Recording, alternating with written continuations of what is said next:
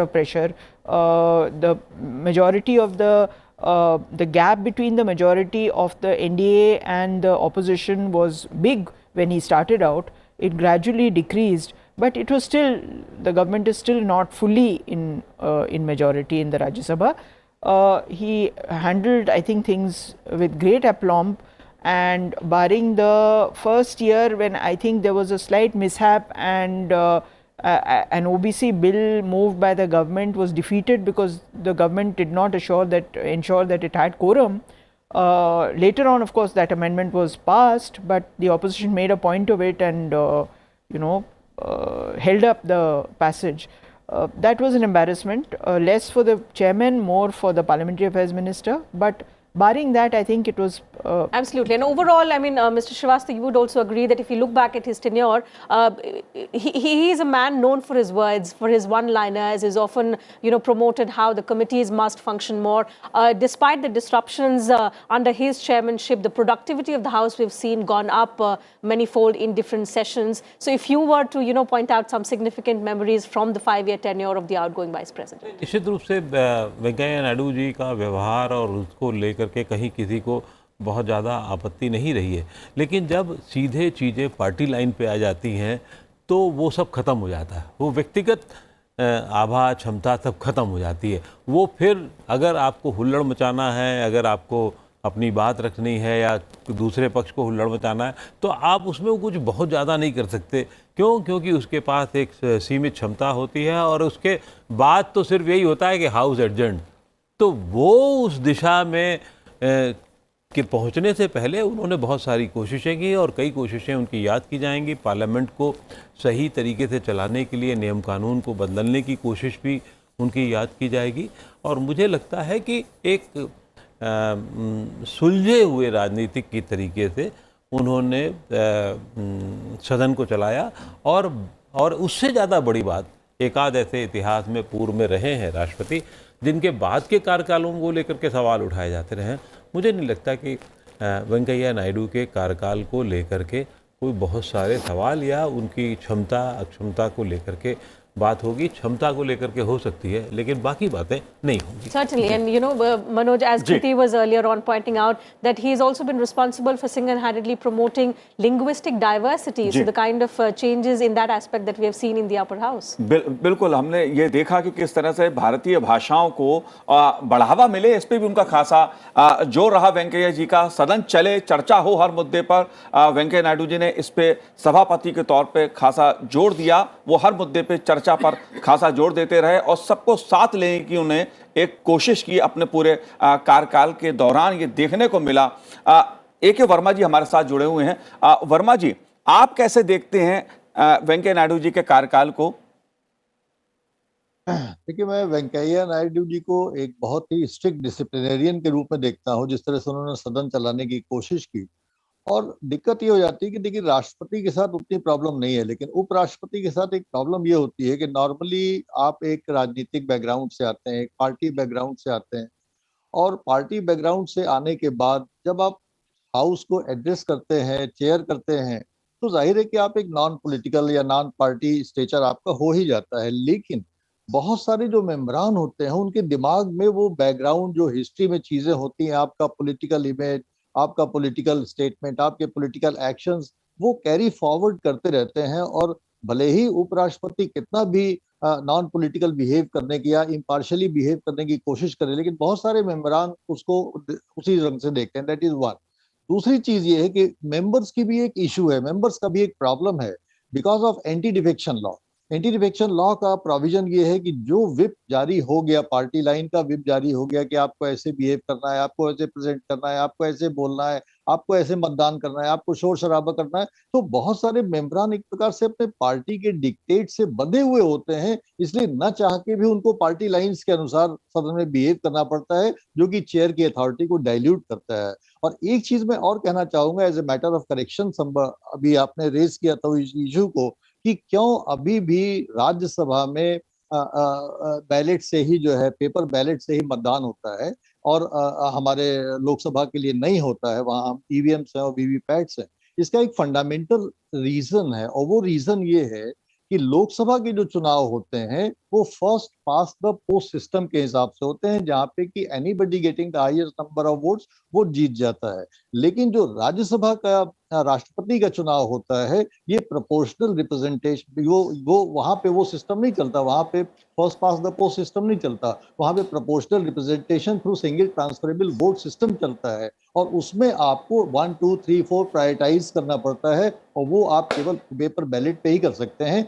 इसलिए यहाँ पे अभी भी पेपर बैलेट ही चल रहा है। Absolutely. So that's the distinct feature that you rightly pointed out. And what we were discussing earlier on was the fact that, you know, how even though the visuals may seem to be the same in general elections, when the common people are queued up to elect their representatives, similar visuals coming in at the time of presidential election and the vice presidential election, when those very elected representatives actually stand in line to elect the president of the country and the vice president of the country. So it's a significant day from that aspect today. The election to elect the 14th vice president of the country is underway. A little over an hour has gone into the voting procedure. It began at 10 a.m. and will continue till 5 p.m. Kriti Mishra, my colleague, who is outside room number 63, the election venue, is joining us once again. Kriti, over to you.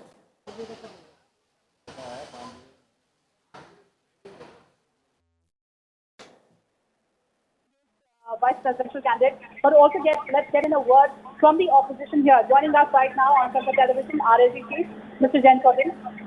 So how do you look at the vice presidential election of 2022, the fact that you support the opposition candidate?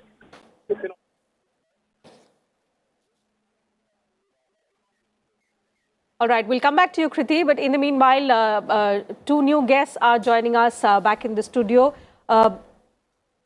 Pleased to welcome Mr. V.K. Agnihotri, former Secretary General Rajya Sabha, and senior journalist Mr. Rakesh Shukla with us in the studio. Thank you for your time. Welcome to this special broadcast on the channel, wherein we are, taking our viewers through the election to the office of the Vice President of India.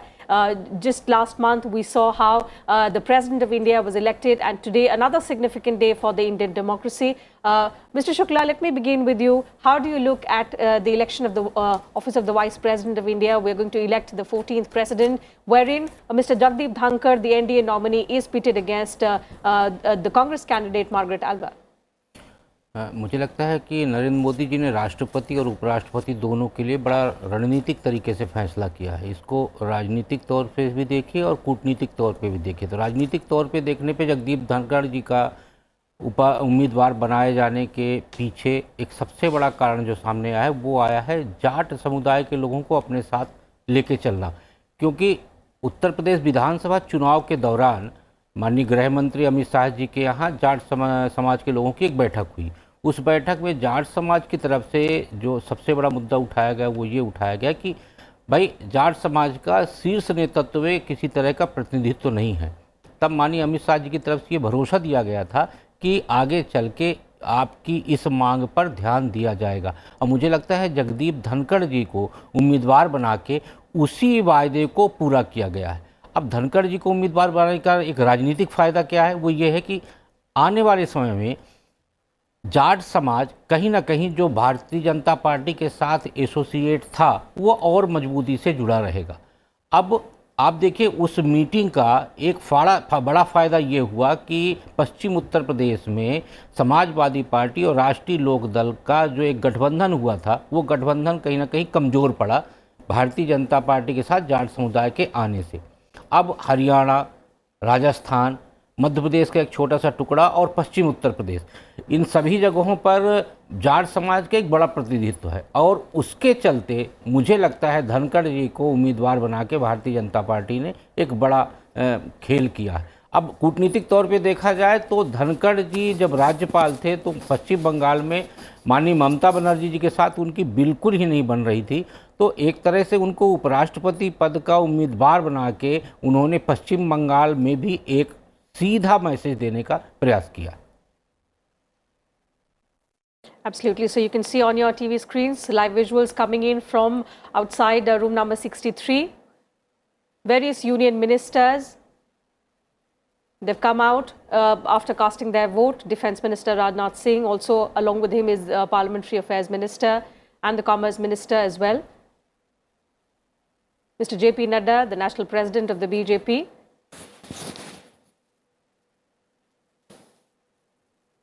So it's an important day, as we've been talking about. The members of both houses of parliament have been, queuing up outside room number 63, which is the election venue to elect the Vice President of the country, the 14th Vice President of the country, who is going to succeed Mr. M. Venkaiah Naidu. And, looking at the numbers, of course, it's a huge advantage for the NDA nominee, Mr. Jagdeep Dhankar. And as Mr. Shukla also rightly suggested, Manoj, it's an interesting aspect. And one thing that I want to, again, take back to Mr. Shukla is, interestingly, both presiding officers of Lok Sabha, Mr. Om Birla, and the Vice President-elect, Mr. Jagdeep Dhankar, will be from Rajasthan. Politically, how significant is that? And if we look at it from the aspect of 2024, how significant is it for the BJP? निश्चित तौर पे 2023 में जो विधानसभा का चुनाव होना है उसका कहीं ना कहीं इस बात का असर पड़ेगा, क्योंकि राजस्थान से 2 शीर्ष पदों पर भारतीय जनता पार्टी के नेता बैठे हुए हैं और दोनों नेताओं के रहने से राजस्थान के लिए गौरव की बात है और दोनों बड़ी व्यवस्थित तरीके से प्रशासनिक अनुभव के साथ कार्य कर रहे हैं। तो राजनीतिक तौर पे आप देखें तो ओम बिरला जी का स्पीकर बनना लोकसभा का, जगदीप धनखड़ जी का राज्यसभा का सभापति बनना कहीं ना कहीं राजस्थान के लिए भारतीय जनता पार्टी के लिए बड़ा महत्वपूर्ण फैसला है। जाहिर तौर पे राकेश शुक्ला जी, इसके सियासी मायने अपने हो सकते हैं, सामाजिक संदेश हो सकते हैं। जाहिर तौर पे हर चुनाव का अपना सियासी सामाजिक संदेशक होता है, लेकिन अगर मल्होत्रा जी मैं राज्यसभा की दृष्टि से बात करूं तो उपराष्ट्रपति जी राज्यसभा के सभापति भी होते हैं और संचालन की दृष्टि से, कामकाज की दृष्टि से आप कैसे देखते हैं इस पद की भूमिका को? जी, आपसे जानना चाहता हूँ। आपने मल्होत्रा कहा तो मैं हाँ तो नहीं, आप जरा फिर से अपना सवाल। मैं आपसे ये जानना चाह रहा था कि राज्यसभा की जो भूमिका है उसमें संचालन का जो सवाल आता है वहाँ पर सभापति जी की भूमिका खासी महत्वपूर्ण हो जाती है, आप कैसे देखते हैं उसे? नहीं, ये बहुत ही महत्वपूर्ण है, क्योंकि लोकसभा का जो प्रिसाइडिंग ऑफिसर है, स्पीकर है, वो लोकसभा का सदस्य है जी, जबकि राज्यसभा का जो प्रिसाइडिंग ऑफिसर है, चेयरमैन है, वो राज्यसभा का सदस्य नहीं है और उसका ओहदा भी थोड़ा ऊपर है, क्योंकि वाइस प्रेसिडेंट ऑफ इंडिया है। तो इसलिए ये अपेक्षा की जाती है कि जो भी इस ओहदे पर बैठेगा उसको कभी ये नहीं कहा जाएगा कि ये इस पार्टी के साथ है, उस पार्टी के साथ है।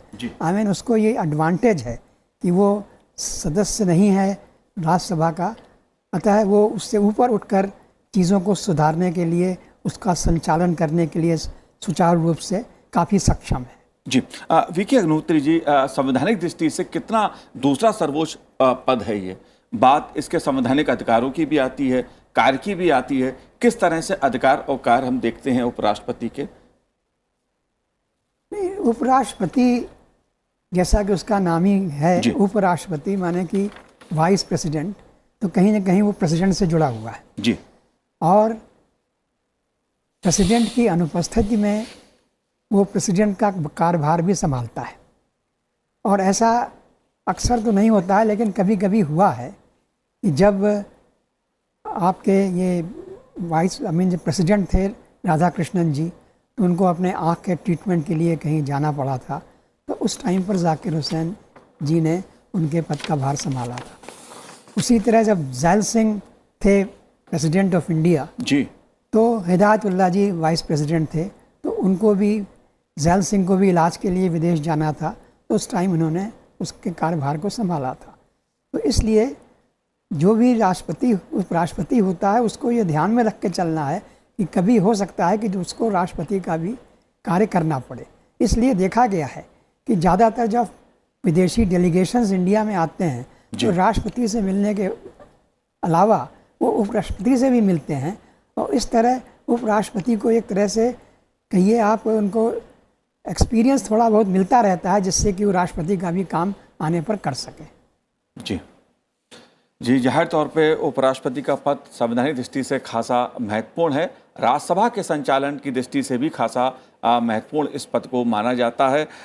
टीना, अगर बात की जाए सामाजिक संदेशों की, हम बात कर रहे तो जाहिर तौर पर जो रणनीति रही है सत्ता पक्ष और विपक्ष की, वरिष्ठ पत्रकार शेखर अय्यर जी भी हमारे साथ जुड़े हुए हैं। शेखर जी, स्वागत है आपका संसद टीवी पर। जी शेखर जी, आप कैसे देखते हैं उपराष्ट्रपति पद का जो चुनाव हो रहा है, इसमें जिस तरह का एक सियासी गणित, सियासी समीकरण उभर के सामने आया है, चाहे वो सत्ता पक्ष की बात मैं कहूं या विपक्ष की बात कहूं, आप कैसे देखते हैं इस तस्वीर को? देखिए, अगर केवल गणित के हिसाब से देखा जाए तो एक प्रकार से एक सिंबॉलिक फाइट ही है, क्योंकि बीजेपी का खुद अपने बल पे ही हाफ ए मार्क से ज़्यादा है, 394 है।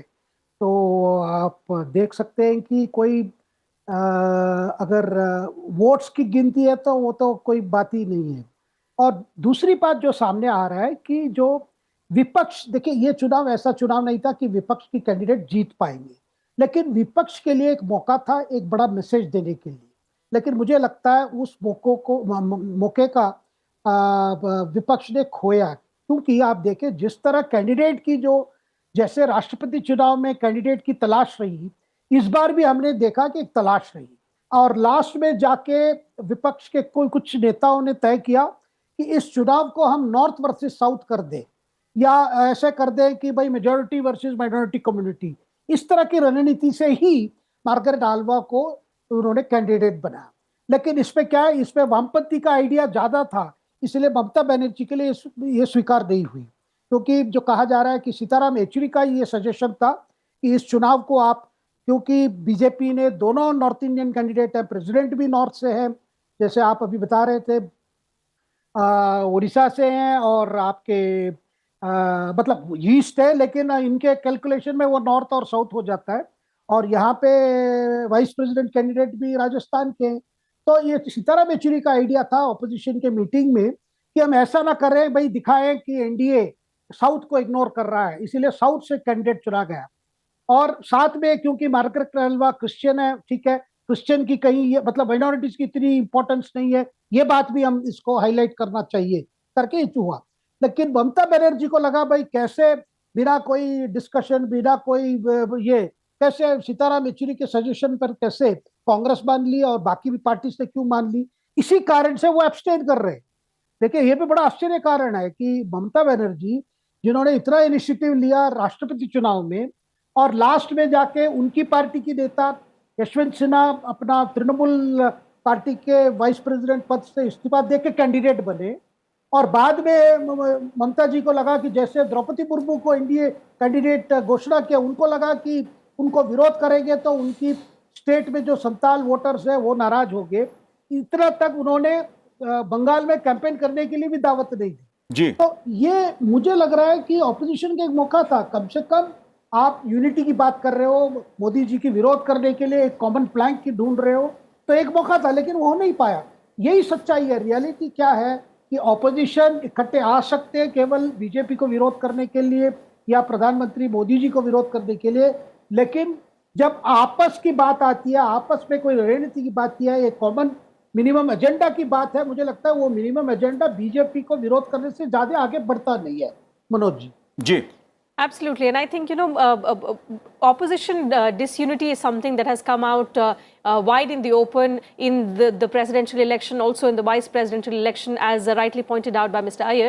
But Mr. Iyer, also the fact that the election of Mr. Jagdeep Dhankar as the next vice president is hardly a challenge. So the numbers are heavily stacked in his favor.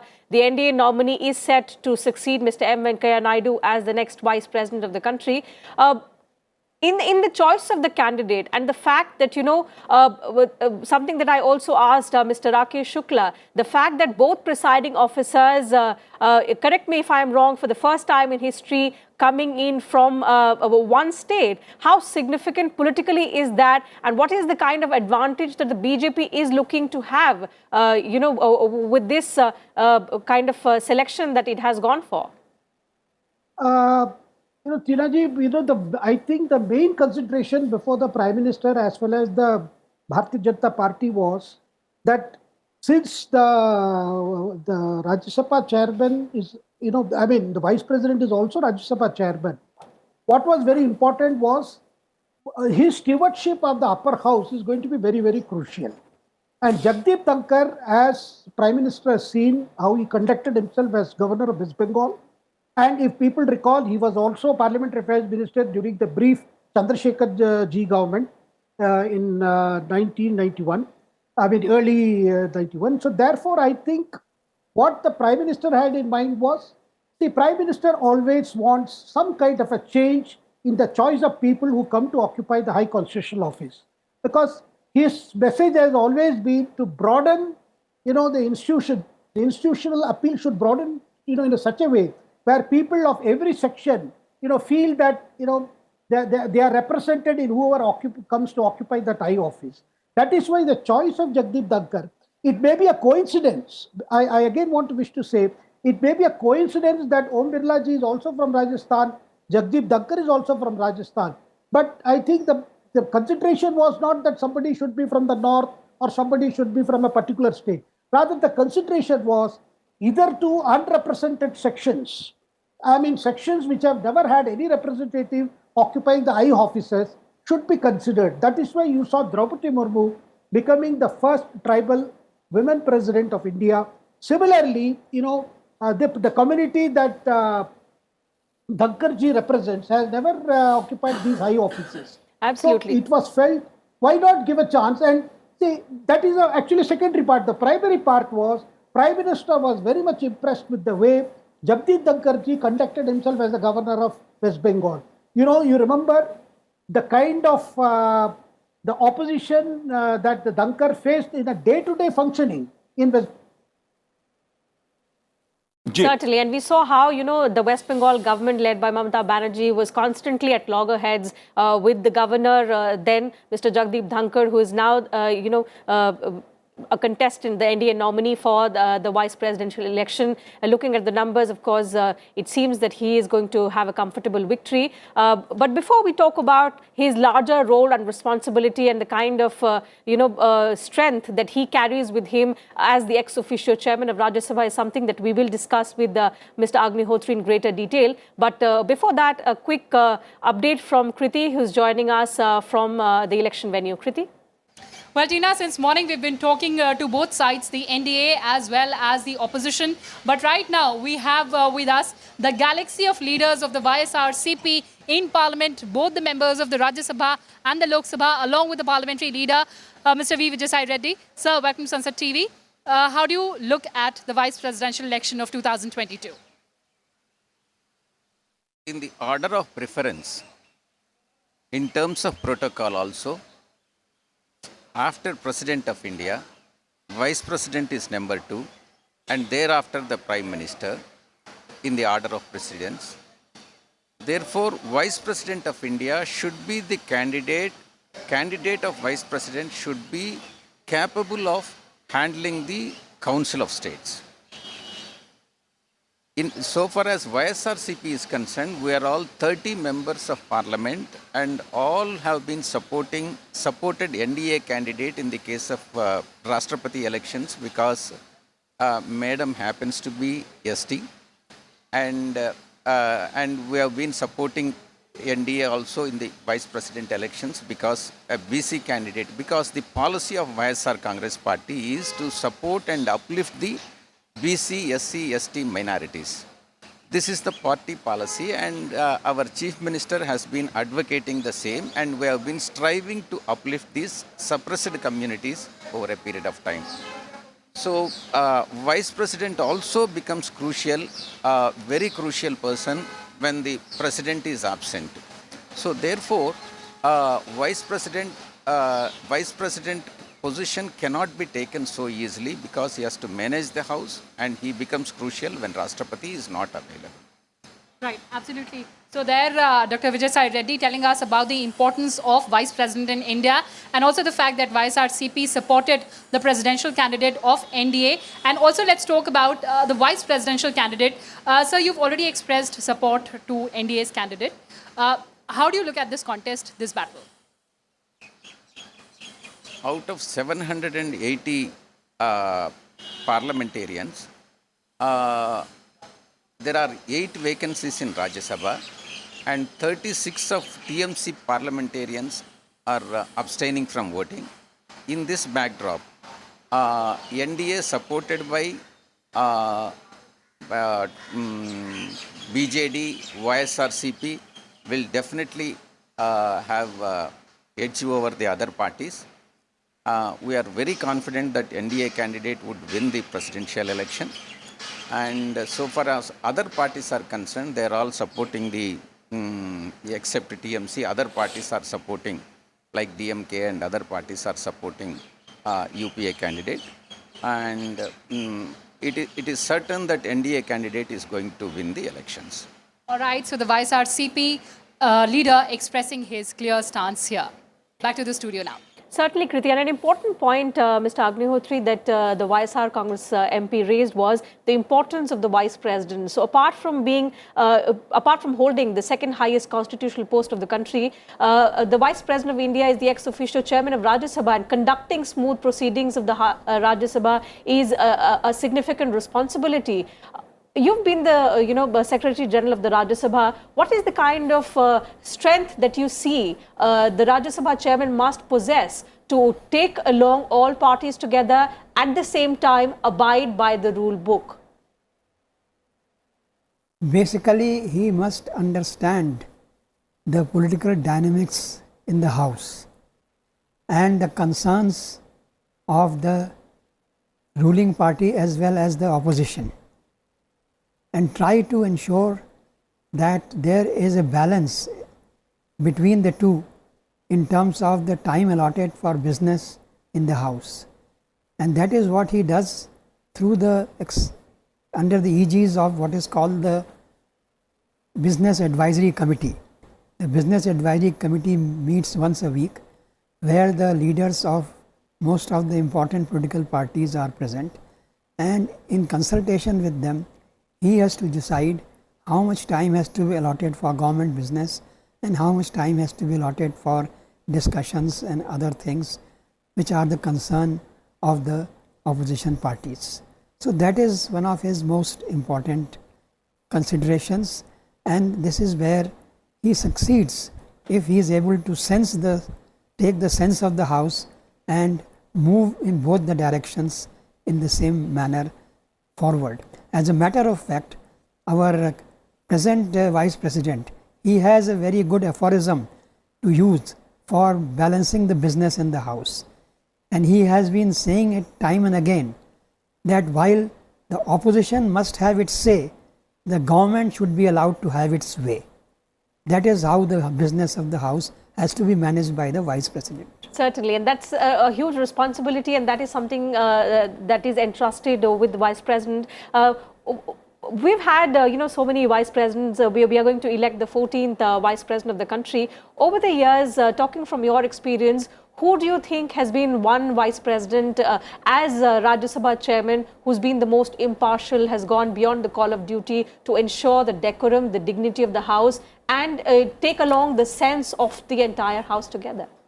You see, it is very difficult to make such comparisons because the nature of the House, the dynamics of the House itself has been changing. So one can say that Dr. Radhakrishnan, the first Vice President of India, probably had a very good control over the proceedings of the House. But the important thing there is that there were no such contentious issues that were, in the House, and there were not much political opposition as well.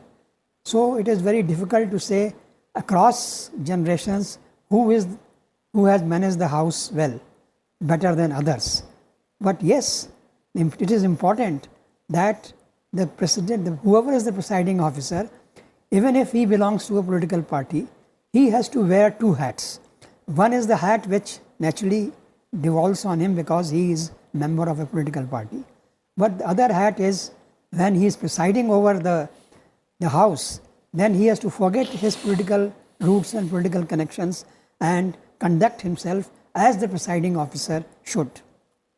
जी, सभापति के तौर पे अगर मैं बात करूं we के अग्निहोत्री साहब, सभा के संचालन में जिस तरह का बदलाव मैं कहूं, एक तरह का प्रवृत्ति देखने को मिल रही है, जिसके लिए हमने देखा कार्यकाल में कुछ कार्रवाई भी करनी पड़ी सदस्यों के खिलाफ, प्ले कार्ड्स लेके आना, नारेबाजी, इस तरह की जो सिचुएशन उभरती है, तस्वीर उभरती है, उसे आप कैसे देखते हैं? कितना बदल रहा है, खासतौर से उच्च सदन की जब हम बात कर रहे हैं, जहां पर यह माना जाता है कि वहां पर अच्छी गुणवत्ता वाली चर्चा होती है, संवाद होता था, ये आप कैसे देख रहे हैं इसको? नहीं, ये बहुत ही दुर्भाग्यपूर्ण है कि इस तरह की घटनाएं हो रही हैं, लेकिन ये भी मैं कहना चाहूँगा कि ये घटनाएं अभी आज की तारीख में हो रही हैं ऐसी बात नहीं है जी। इस तरह की घटनाएं पहले भी हुई हैं। पहले भी जब मैं था सेक्रेटरी जनरल तो एक बार में 12 लोगों को निष्कासित किया गया था। उनको निष्कासित तो खैर क्या, उनको नेम किया गया था कि इन लोगों ने आके हल्ला मचाया और ये किया वो किया।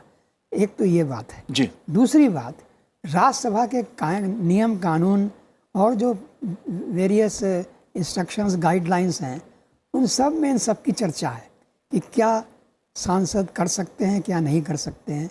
और ये सब नियम कानून किसी बाहर वाली अथॉरिटी ने उनको नहीं दिए हैं, ये उन्होंने खुद ही अपने लिए बनाए हैं। क्योंकि चाहे वो लोकसभा हो चाहे वो राज्यसभा हो, एक ऑटोनोमस बॉडी है, वो अपने ही नियम कानून से चलती है, कोई उस पर दूसरा उस पर नियम कानून थोप नहीं सकता है। इसलिए ये देखना है कि जिन लोगों ने नियम कानून बनाए हैं वही लोग इन नियम कानून का पालन करें तो सुचारू रूप से संस्था चलेगी। अगर अपने ही नियम कानून का पालन नहीं होगा तो समस्या उत्पन्न हो सकती है। जी, जाहिर सी बात है। और वेंकैया नायडू जी ने यही कोशिश की लगातार कि सदन नियमों से, कानून से, परंपराओं से चले, संवाद हो, चर्चा हो। कृति जी हमारे साथ जुड़ी हुई हैं। कृति, आपके साथ इस समय कौन सांसद सदस्य जुड़े हुए हैं और क्या जानकारी आपके पास है? जी हाँ मनोज जी, देखिए हम लगातार लाइव कवरेज दिखा रहे हैं वाइस प्रेसिडेंशियल चुनाव 2022 का, और मेरे साथ अभी राज्यसभा के सदस्य और बीजेपी के नेशनल ओबीसी मोर्चा के प्रेसिडेंट हैं डॉक्टर लक्ष्मणन जी। उनसे समझते हैं कि किस तरह से देखते हैं वो 2022 के वाइस प्रेसिडेंशियल चुनाव को। 2022 के उपराष्ट्रपति के चुनाव के अंदर भारतीय जनता पार्टी नरेंद्र मोदी जी ने ऐसे शख्स को आज उम्मीदवार बनाए। एक किसान पुत्र है, बहुत ही अनुभवी है, वेस्ट बंगाल के गवर्नर रह चुके हैं और लीगल लुमिनरी है। ये ऐसे तजुर्बा आदमी को चुनना ये सिर्फ भारतीय जनता पार्टी और नरेंद्र मोदी जी को मुमकिन है। एक किसान के बेटा आज उपराष्ट्रपति बनना बड़ी गर्वान्वित है। उतना ही नहीं, आज महामहिम राष्ट्रपति एक आदिवासी महिला गिरजन को भी राष्ट्रपति बनाना भी ये भारतीय जनता पार्टी और नरेंद्र मोदी जी से ही मुमकिन हुआ।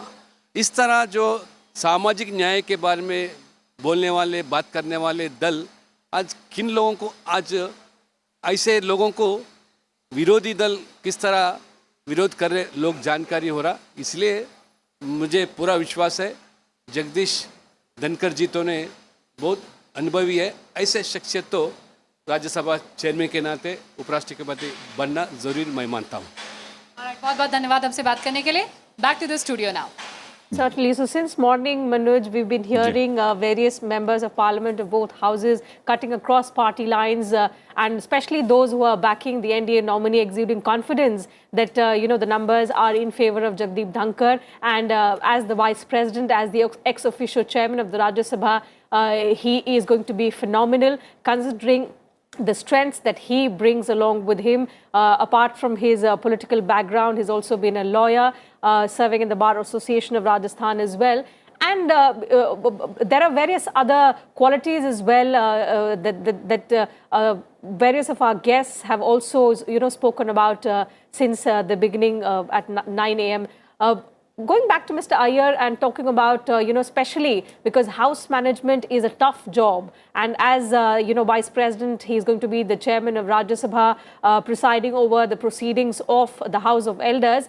The kind of pandemonium that we've been seeing, and as Mr. Agnihotri said, of course, dissent and disruption is not something which is new to Indian Parliament. So whenever there are differences over issues, there are bound to be disagreements, there are bound to be disruptions, but the onus is then on the chair, on the presiding officer of the House, to actually ensure that precious time is not lost and that the session turns out to be a productive one. And that is something where the responsibility of the Vice President, if elected, Mr. Jagdeep Dhankar, will be very, very crucial. Indeed, Tina ji, it will be very, very crucial. And from whatever I know of Jagdeep Dhankar ji, he is a stickler for rules. He is a stickler for, the following the procedures for conduct of business. We have seen him as governor of West Bengal, where, if you recall, there was a particular episode where the cabinet had sent to him a recommendation for summoning the house on a particular day. Probably there was a clerical error and the state government wanted the governor's office to make the correction and issue the the governor's proclamation for summoning the house. But Governor Jagdeep Dhankar insisted that the state government itself issue a fresh recommendation to him rather than do some clerical changes here and there, which in terms of record would leave a very bad precedent. So such is a approach of Jagdeep Dhankar ji, who is absolutely very particular that the procedures as enshrined in the constitution and as far as in the conduct of the house, he would go by the rule book that one should follow for the conduct of business. I think he is going to ensure that definitely it has to be, the rules will have to be followed. The members and also the chair, he will subject himself also to those rules and procedures so that there is no confusion, there is clarity, and there is, so that the business is smooth. The problem we have seen in the last few years in both the houses is the members, feel that, that if they have to raise a very important issue, the procedures don't matter. The relevant sections under which they should move a motion does not matter. They have to just raise the issues because these are of grave public importance. So that being the case, what has happened is a very good issue, issues of grave importance, issues that definitely the parliament should have discussed, have not been discussed for a simple reason, because members do not want to follow the method as envisaged in the rule book, because that is the problem.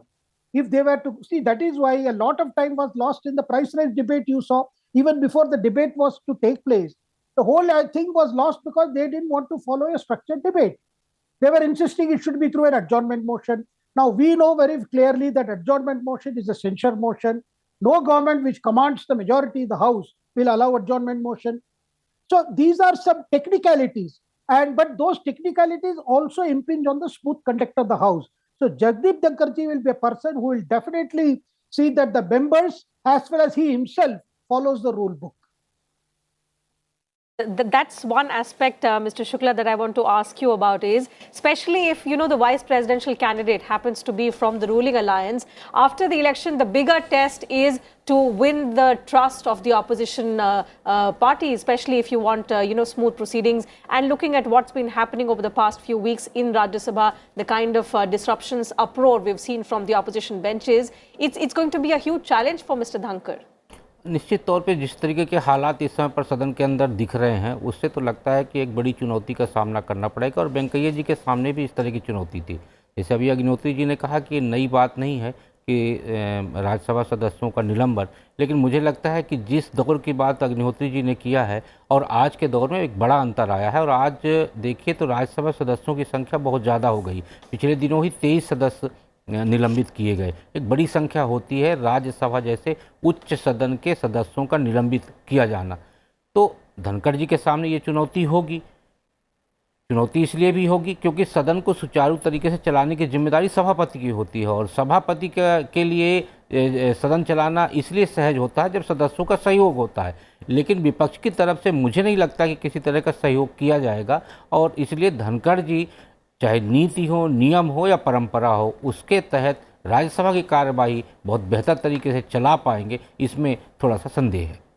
Absolutely. जी शेखर अय्यर जी, मैं आपसे एक बात समझना चाहता हूं। जाहिर तौर पे अगर बीजेपी की हम बात करें, आप लंबे समय से बीजेपी को कवर करते रहे हैं, आप जानते हैं उसके राजनीतिक तमाम पहलुओं को।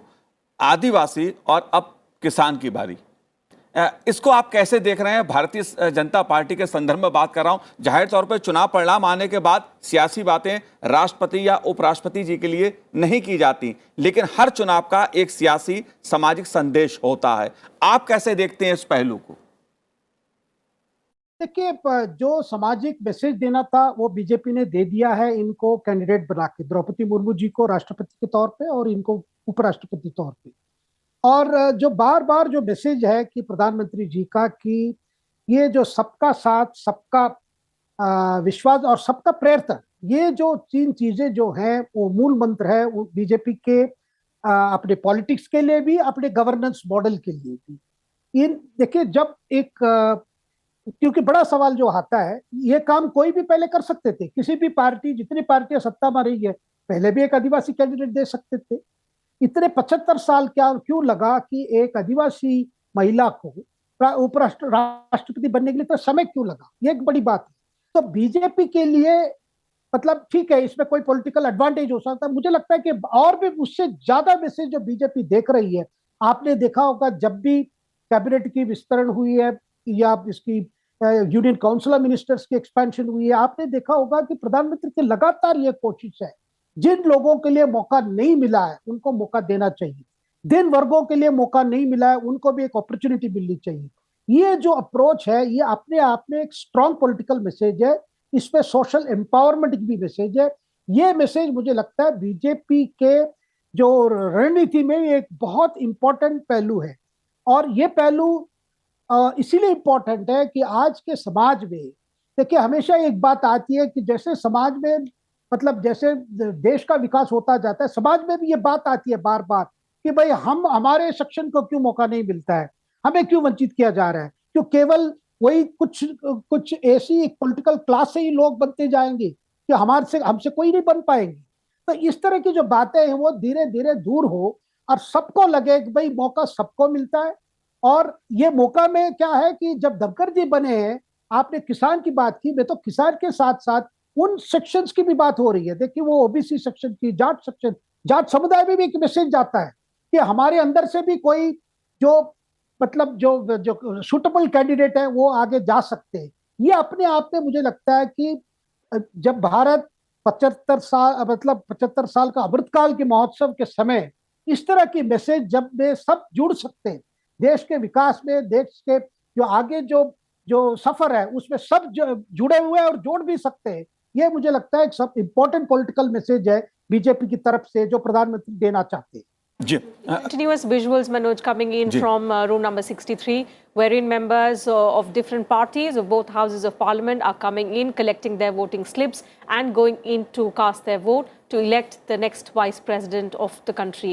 These are rare and interesting visuals that we see every 5 years, and all of the members who our colleagues Pawan and Kriti have spoken to since morning have expressed palpable enthusiasm about participating in this democratic exercise which strengthens our democracy. Mr. Agnihotri, coming back to the larger role of the vice president as Rajya Sabha chairman, it's a position wherein the Rajya Sabha chairman has to ensure that he is neither dictated by the treasury benches nor be guided by the pressure of the opposition parties, and in doing so of course he requires a lot of support, not just from the parliamentary affairs minister, from the leader of opposition, but also from this whole team of the Rajya Sabha Secretariat. As former Rajya Sabha Secretary General, help us and our viewers understand the kind of role that this team does for the Rajya Sabha Chairman in conducting smooth proceedings of the House. The Chairman of the Rajya Sabha, I think traditionally he holds when the Parliament is in session, periodic meetings with his officers. As a matter of fact, every day in the morning, there is a convention that the presiding officer meets with his group of senior officers in order to decide the course of action during the day, especially the items which have to be included in the list of issues which can be raised during the 0 hour. So that is the occasion when generally the what has gone before and what is coming forward, these matters are discussed, and he seeks the advice of the senior officers in terms of what issues are likely to arise and what matters have to be taken into account in conducting the proceedings of the House. That is one thing that happens. Of course, it is also immediately followed by an open house where any member of the Rajya Sabha can come up and meet the Vice President, the Chairman of the Rajya Sabha, in the presence of the officers to present his point of view, to press for his item for the 0 hour, or to raise any other matter. This is just says from 10:30 to 11 o'clock before the House begins. So that is how the group of officers is always with him before the start of the session, sitting every day, after, at the end of the sitting during lunchtime, before the beginning of post-lunch sitting, and at the end of the day again there is a meeting in which the officers discuss the strategy for the next day with the chairman of the Rajya Sabha. Absolutely. So apart from, Manoj, the stature, the kind of impartiality and the dignified conduct, which are supposed to be the strengths of the Vice President as ex officio chairman of the Rajya Sabha, there's an entire team that is working to help him, ensure that proceedings of the House are carried on smoothly. And all of this, of course, goes unsung because this is all behind the works. What we see are the televised proceedings, what actually transpires in both houses, but behind that, especially during the sessions, the kind of effort put in by the secretariat members. जी जाहिर तौर पर कि जब सदन के संचालन की बात आती है तो पक्ष और विपक्ष दोनों के सहयोग से ही जो सभापति होते हैं वो सदन का संचालन, सदन की कार्रवाई को आगे बढ़ाते हैं। राकेश शुक्ला जी, अगर बात हम सदन की कार्रवाई की कर रहे हैं, चर्चा कर रहे हैं उसकी, तो जिस तरह का एक माहौल वहाँ पर देखने को मिला, इसमें आप आगे की राह कैसे देख रहे हैं? क्योंकि वेंकैया नायडू जी ने भी तमाम तरह के इस बात पर जोर दिया कि सदन अनुशासन से, जो नियम हैं, जो कायदे हैं, जो परंपराएं हैं, उसके हिसाब से चले, सदन में चर्चा हो। और ये एक पहलू बड़ा देखने को मिला। इधर लोकसभा अध्यक्ष ओम बिरला जी ने भी इस बात पे जोर दिया कि सदनों में चर्चा होनी चाहिए, बहस होनी चाहिए। निश्चित तौर पे सभापति की ये कोशिश होती है कि सदन सुचारू रूप से चले और सदन में जनहितकारी मुद्दों पे चर्चा हो। सभी सांसद उन मुद्दों को उठाएं, खासकर राज्यसभा में उन मुद्दों पर खास फोकस किया जाता है जो व्यापक होते हैं, क्योंकि लोकसभा में तो जो सदस्य चुन के आते हैं वो एक खास क्षेत्र से चुन के आते हैं, उनका एक अपना लोकसभा क्षेत्र होता है। लेकिन राज्यसभा का जो सदस्य होता है वो किसी स्टेट को रिप्रेजेंट करता है और एक राज्य का पूरा इशू उसके हाथ में होता है। तो सभापति की कोशिश होती है कि उस राज्य के उन मुद्दों को लेके आए वो और सदन में रखे जिस मुद्दों पे सरकार का ध्यान नहीं जा पाया है या सरकार की तरफ से उन मुद्दों की अनदेखी की जा रही है। ये दोनों विषय आते हैं। तो सभापति की कोशिश तब विफल हो जाती है जब वहाँ पे राज्यसभा के सदस्यों की तरफ से राजनीतिक एजेंडे के तहत काम किया जाता है। सभापति के सामने सबसे बड़ा जो इशू होता है, और मुझे लगता है जैसे अभी अग्निहोत्री जी ने कहा कि वहाँ एक पूरी टीम काम करती है, लेकिन उस टीम में भी उस पूरे सदन के दौरान, पूरे सत्र के दौरान एक अवसर ऐसा आता है जब सभापति को अपने राजनीतिक समझ, अपनी समझ के हिसाब से निर्णय लेना पड़ता है। और वहाँ पे जो राजनीतिक रूप से परिपक्व सभापति होता है वो बेहतर निर्णय ले पाता है, क्योंकि उनके सामने सबसे बड़ा प्रश्न ये होता है कि वो किसी राजनीतिक दल से जुड़े हुए व्यक्ति नहीं होते हैं। भले ही उनका पिछला कार्यकाल किसी राजनीतिक दल के साथ रहा हो, लेकिन उपराष्ट्रपति पद पे जाने के बाद वो किसी दल विशेष, किसी विचारधारा के पक्षधर नहीं हो पाते। राजनीति से, राजनीति की जो दीवार होती है उससे वो ऊपर हो जाते हैं। कृति जी, क्या जानकारी आपके पास है? जी, जैसा कि हम लगातार आपको यहाँ पर वोटिंग दिखा रहे हैं, cutting across party members from various groups are coming here and voting, and joining me right now are the union ministers and members of the upper house. सबसे पहले समझते हैं श्रीपद यसो नायक जी से, जो केंद्रीय मंत्री हैं। सर, किस तरह से देखते हैं आप 2022 के वाइस प्रेसिडेंशियल इलेक्शन को? ये तो हमारे लिए सौभाग्य की बात है कि चार अध्यक्ष जी, 4 प्रेसिडेंट, 4 वाइस प्रेसिडेंट, उनको वोटिंग करने का मौका हमें मिला। इस बार निश्चित तौर से भारतीय जनता पार्टी ने आदरणीय धनखड़ जी को यहाँ वाइस प्रेसिडेंट की उम्मीदवारी दे दी है और निश्चित तौर से जैसे प्रेसिडेंट श्रीमती द्रौपदी मुर्मू जी चुनकर आए वैसे ही धनखड़ जी 100% चुन के आएंगे और ये सौभाग्य की बात है कि हमारा शहर भी, हमारा जो संवैधानिक अधिकार है वो संवैधानिक अधिकार ये करने का मौका हमें मिला। जी बिल्कुल, हमारे साथ केंद्रीय मंत्री BL वर्मा जी भी हैं। सर, आप किस तरह से देखते हैं इस बार के चुनाव? देखिए, 2022 उपराष्ट्रपति का चुनाव और माननीय जगदीप धनखड़ जी को प्रत्याशी हमारे एनडीए ने बनाया है। जिस तरह से द्रौपदी मुर्मू जी इस देश की राष्ट्रपति अभी बनी हैं, उसी तरह से हम ये चुनाव भी जीतने जा रहे हैं। जहाँ तक आदरणीय धनखड़ जी का सवाल है, मैं कह सकता हूँ वो एक सामान्य किसान परिवार में जन्म लेकर के जिस तरह से किसानों के बीच में, गरीबों के बीच में काम किया है, वो काम करते करते जो उनका एक तरह से इतिहास रहा है, मैं कह सकता हूं, चाहे वो राज्यपाल रहे हों या भाजपा के अनेक दायित्व पर रह करके उन्होंने बड़े पारदर्शिता से जो काम किया है, उपराष्ट्रपति के रूप में भी इस देश की वो सेवाएं बहुत अच्छी से दे सकेंगे और बहुत ही लोकप्रिय उपराष्ट्रपति साबित होंगे, ऐसा मेरा विश्वास है। Let's also get in a word from the lady member here, Kanta Kardam ji, आप किस तरह से देखते हैं इस बार के उपराष्ट्रपति चुनाव को? देखिए, मैंने उनको सुना भी है, कई बार सुना है और कल भी सुना है। उनके विषय में मैं पहले से भी मैं थोड़ा जानती हूँ, लेकिन बहुत अच्छा उच्च सदन के हमारे उपराष्ट्रपति हमारे बनकर आ रहे हैं। मैं भी अपने आप को बहुत सौभाग्यशाली मान रही हूँ कि मुझे वोट देने का मौका मिला है, लेकिन बहुत ही अच्छा वो सदन चलाएंगे, ऐसी हमें सबको बहुत उम्मीद है। बहुत सुलझे हुए और ज़मीनी मतलब नेता हैं और किसानों से जुड़े हुए हैं, किसानों के मुद्दे उठाते हैं और आम जनता के मुद्दे उठाते हैं और सूझबूझ वाले हैं जिसकी ज़रूरत है। वेंकैया जी ने बहुत अच्छा सदन चलाया है।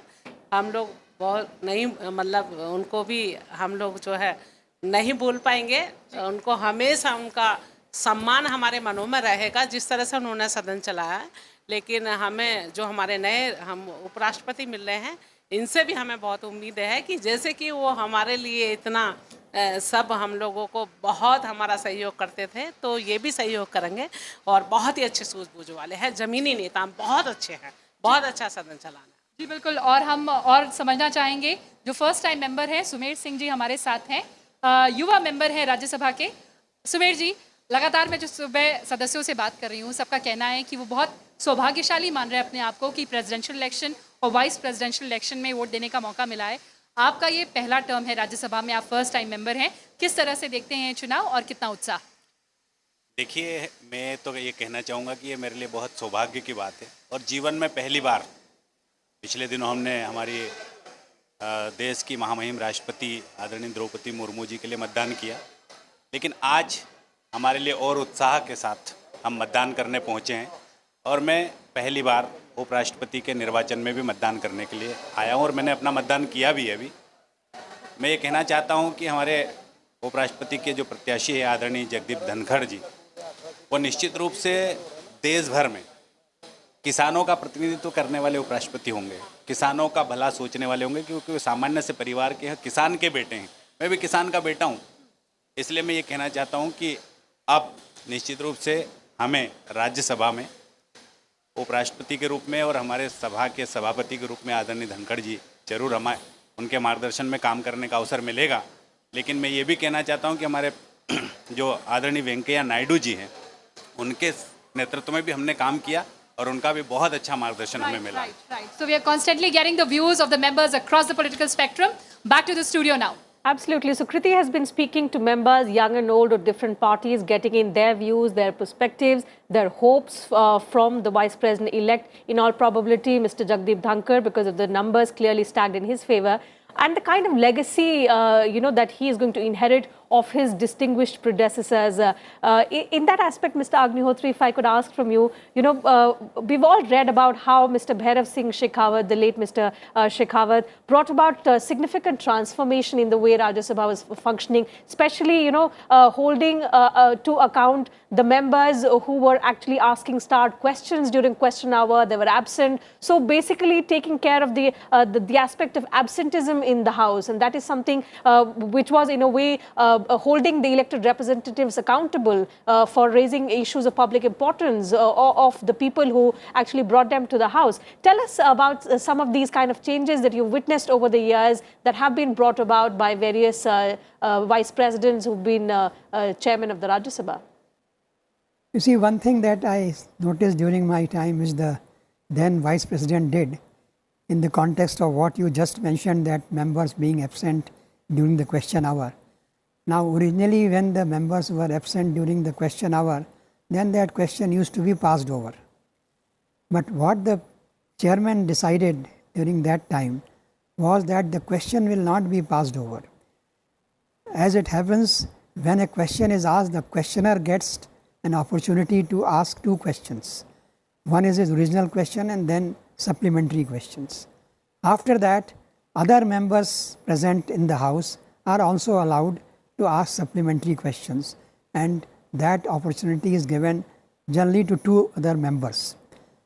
In the case of absence of the member from the House, of course the original questioner is not there, so he can't ask any supplementaries.